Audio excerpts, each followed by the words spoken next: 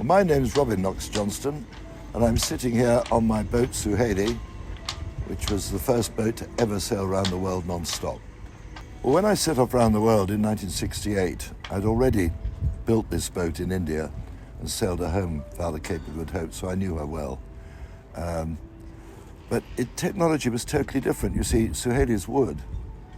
The deck I'm standing on is 1.25 inch teak. The hull is 1.25 inch teak. And she's as tough as they come. Well, she needed to be to succeed. And after all, 9 of us set out, no one else finished. But the difference is most boats these days, racing boats particularly, carbon fiber, very light. And you build a boat twice the length of Suhaili for less than her weight. She weighs about 9.5 tons. Whereas a modern racing boat probably comes in, a 60-footer, will come in at about 8 tons. So there's the first difference, the boats are lighter. Another important factor is the sails. Now, not only do the modern boats probably have 4 times as much sail area, and that's horsepower at the end of the day. They can go an awful lot faster with that energy. So these modern boats are probably getting up to 30 knots, whereas the maximum this old girl will do is about 6.5 on a good day. But I think the most fundamental difference between then and now, and we're talking about 54, 55 years ago, is satellites. There weren't any. The result was there was no meteorological information, there was no communications. For 8.5 months I couldn't talk to anyone.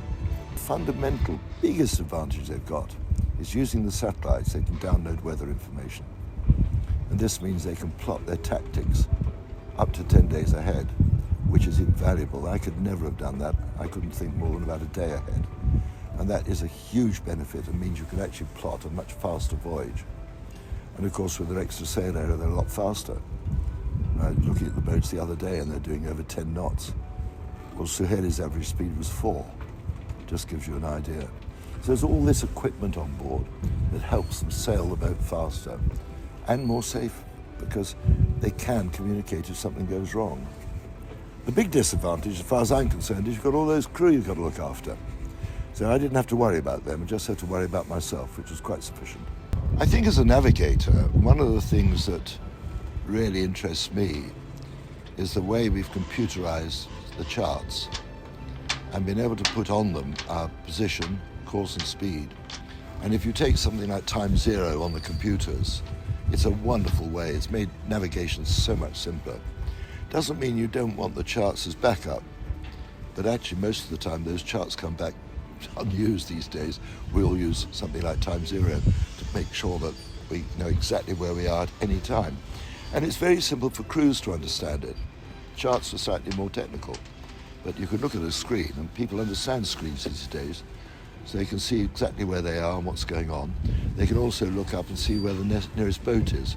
It will show up because you're picking up its signal, which is quite fascinating, actually. Another very noticeable change is clothing, the quality. When I went around the world, by the time I got home, my oilskins didn't keep the water out. In fact, I got holes in the bottom of my boots to let the water out, but otherwise I was clanking around with boots full of water. I think what we're seeing in technology, well, a simple example is that actually, after a particular race, we can't buy spares for the communication equipment.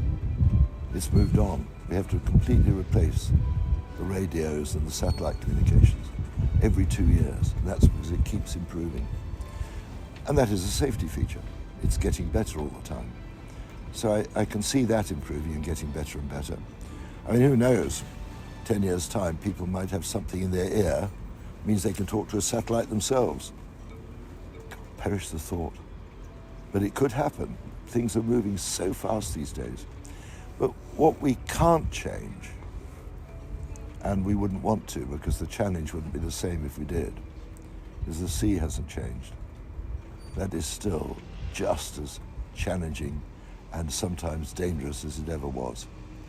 And that's why we pay so much attention to our training.